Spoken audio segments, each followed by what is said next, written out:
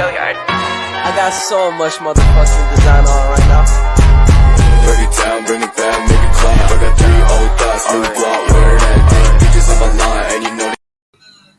Baik, di sini saya akan menjelaskan mengenai instrumen kebijakan moneter Islam di Indonesia. Baik, adapun materi yang pertama yaitu bagaimana giro wajib minimum.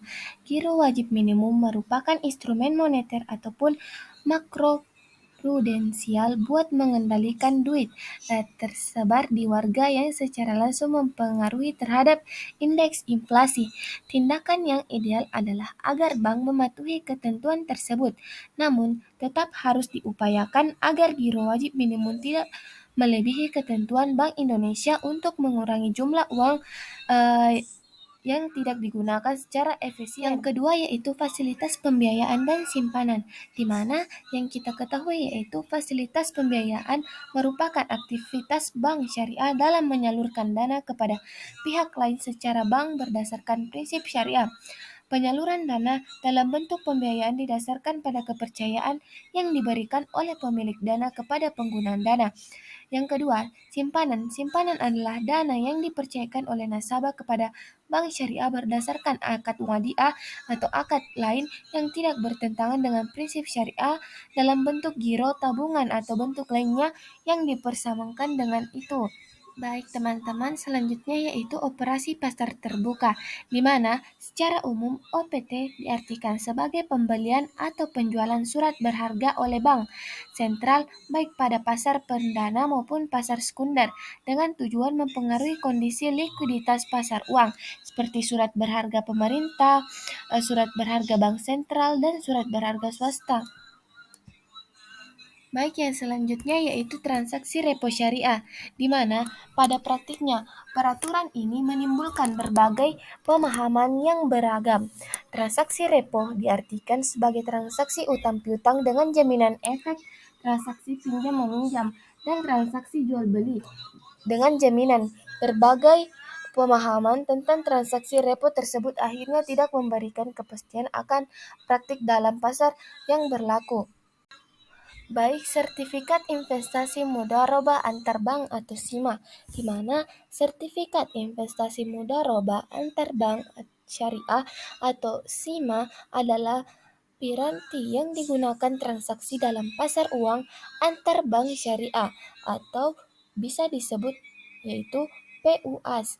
Sertifikat ini merupakan sertifikat yang digunakan sebagai sarana investasi bagi bank yang kelebihan dana untuk mendapatkan keuntungan, dan di pihak lain sertifikat investasi mudharabah antar bank syariah atau SIMA juga sebagai sarana bagi bank yang mengalami kekurangan dana untuk mendapatkan dana jangka pendek dengan prinsip mudharabah. Baik, selanjutnya yaitu bagaimana pengertian SIKA, SIPA, dan reference repo SBSN, di mana yang pertama, sertifikat perdagangan komoditi berdasarkan prinsip syariah antar bank atau biasa disebut dengan SIKA merupakan bukti jual beli pembayaran tangguh atas perdagangan komoditi di bursa, di mana instrumen ini diterbitkan atas dasar transaksi jual beli komoditi di bursa berjangka berprinsip syariah dan menggunakan akad mudharabah. Yang kedua yaitu SIPA adalah sertifikat yang diterbitkan oleh BUS atau UUS sebagai pernyataan penerimaan pengelolaan dana di PUAS dengan akad wakalah bi al-istismar, di mana SIPA merupakan instrumen baru yang ditetapkan oleh Bank Indonesia pada Juli 2020 pada saat ini. Yang selanjutnya yaitu reference repo atau SBSN merupakan pembelian SBSN oleh bank dari Bank Indonesia dengan janji penjualan kembali oleh bank sesuai dengan harga dan jangka waktu yang disepakati. Baik, mengenai PASBI berdasarkan Peraturan Bank Indonesia Nomor 14/16/PBI tahun 2012 tentang fasilitas pendanaan jangka pendek bagi bank umum, sertifikat Bank Indonesia atau SBI merupakan surat berharga dalam mata uang rupiah yang diterbitkan oleh Bank Indonesia sebagai penguat pengakuan utang berjangka waktu pendek. Baik, yang terakhir yaitu mengenai SBSN, di mana surat berharga negara yang diterbitkan berdasarkan prinsip syariah sebagai bukti atas bagian penyertaan terhadap aset SBSN, baik dalam mata uang rupiah maupun valuta asing.